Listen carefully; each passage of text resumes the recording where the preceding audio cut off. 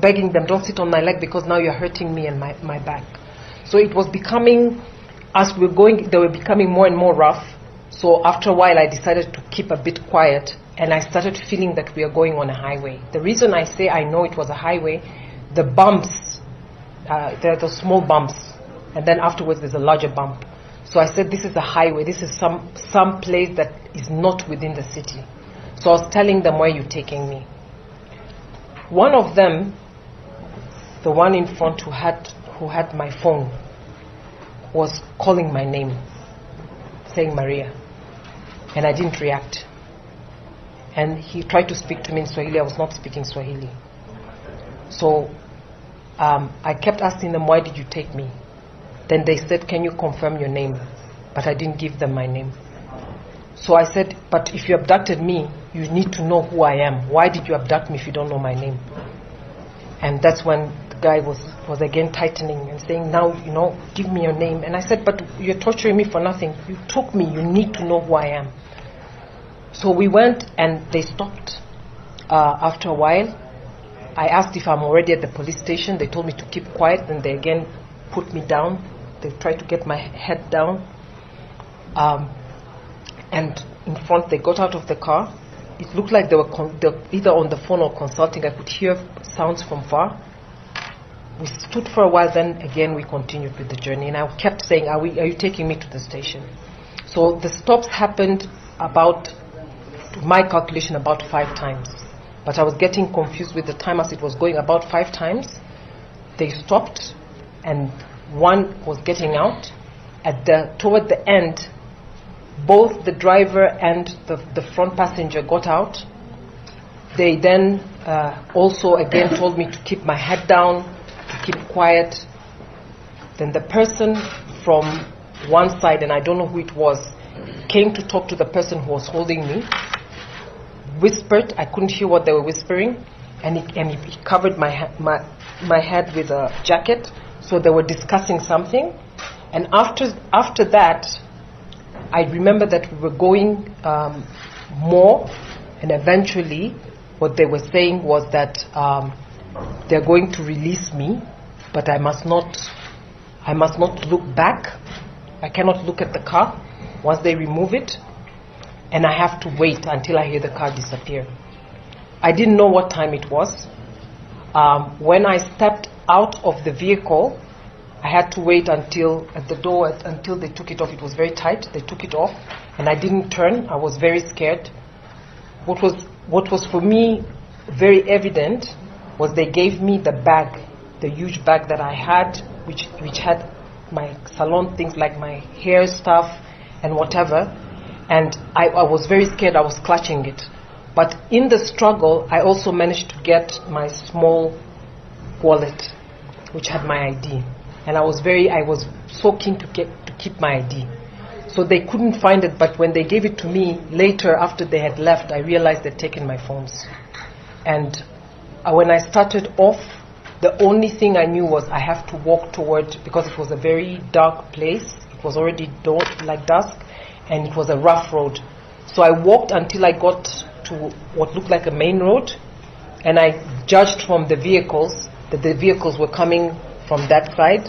So I decided that's probably where a lot of people are. So I started walking. So I walked for a while. It was getting very dark. There was no pavement. It was just beaten path. When I reached to a certain point, I saw some vehicles. I ran up. I asked one of them if it's an Uber. They said that they have a passenger. I walked furthermore, and then I just saw 2 cars parked. And then I got into that vehicle, one of them, and I gave them where I live, basically in the Kilimani. So I asked him to take me, and then I went. One of the things that I was very scared of when they dropped me is that I felt that they were watching me. So I couldn't prove it, but I felt like they let me go, but they were watching what I would do, because one of the things they said is, do not talk to anyone, but go home. And what for me was good was in that small wallet that I had Kenya shillings, it was 2,050 Kenya shillings that I had. So when I got into the Uber, I didn't have a phone. I just asked the Uber driver, how much should I give you? He said, give me 1,000. So I didn't have anything to say. I just gave him the 1,000. I got there. By then, nobody was at home. So I didn't have my phones. I managed to open my laptop. And on my laptop, I was able to make a phone call, first to my husband and then to some of the other people that I tried to reach. And then that is when Amnesty and everybody else came. And of course, then they started the arrangement for everything. I have not been able to access social media in the sense that the first thing I did was to remove all my devices that were logged into Twitter and to some of the platforms. I am sure that the abduction, part of the abduction was to get access to my devices and to get access to the activities that I do online, which include, of course, sometimes doing whistleblowing, but also doing a lot around abductions in Tanzania. So that is the first thing that I really felt that they really wanted. The other thing that I really felt was that, and I even actually commented to them, although they didn't answer, is they were taking me outside Nairobi, but they were taking me across the border. And I told them, and they asked me, why are you scared to go across the border? And they say, so you know you have done something wrong. I said, I have not done anything wrong. Then they asked me, then why are you scared to go? Why do you think that you will have trouble? I told them, it's because I'm a loudmouth. That's what I told them. So they were evading questions, but my conviction is that at least one person was constantly speaking to me in Swahili.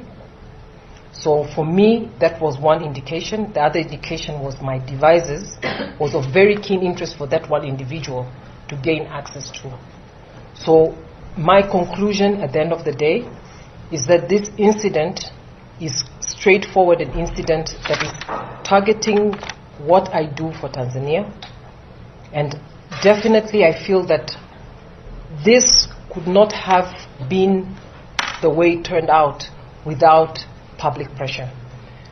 One of the indications that I got was I was asked whether I have a husband.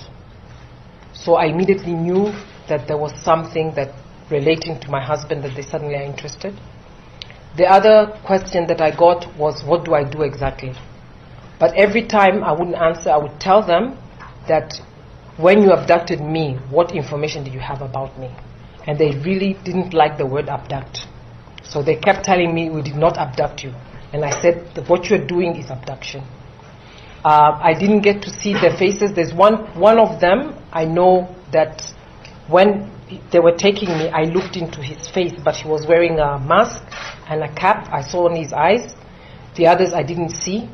But I think my sense tells me that they were younger, based on the voice and the way they're young, the ones behind, and the ones in front, unfortunately, I've not been able to interact with.